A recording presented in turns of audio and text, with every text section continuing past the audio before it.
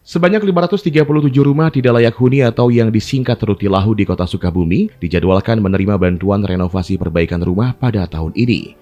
Wali Kota Sukabumi Ahmad Fahmi mengatakan, pada penyerahan bantuan stimulan rumah swadaya tahap pertama ini, sebanyak 133 rumah mendapatkan bantuan sebesar 35 juta rupiah tersebut. Adapun rincian bantuan berupa 30 juta dalam bentuk bahan material bangunan yang tidak dapat diuangkan. Selanjutnya, 5 juta rupiah untuk bantuan upah kerja. Tahun ini kami pemerintah Kota Sukabumi membangun 537 rumah tidak layak huni dari berbagai sumber anggarannya. Dan hari ini yang kita launchingkan ini ada 130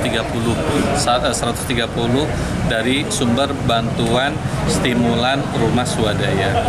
Dan mudah-mudahan sampai dengan akhir tahun 2022 ini 537-nya selesai terbangun seluruhnya. Kalau untuk per unitnya, untuk skema BSRM ini adalah 35 juta rupiah per unit. Dirinya juga menegaskan bahwa dalam penyerahan bantuan Rutilahu ini tidak ada potongan apapun. Bahkan dirinya menyebutkan agar warga bisa melaporkan bila mana terjadi pemotongan bantuan yang dilakukan oknum aparatur di wilayah. Desember ini harus sudah selesai seluruhnya dari berbagai sumber anggaran, seluruhnya selesai di bulan Desember tahun ini. Ini sebagaimana aturan juklak juknis bahwa anggaran ini harus sampai kepada masyarakat, para penerima, tidak boleh ada potongan. Jadi tadi sudah saya sampaikan, kalau ada aparatur atau ada petugas yang melakukan pemotongan, laporkan, karena akan kita proses dengan tegas.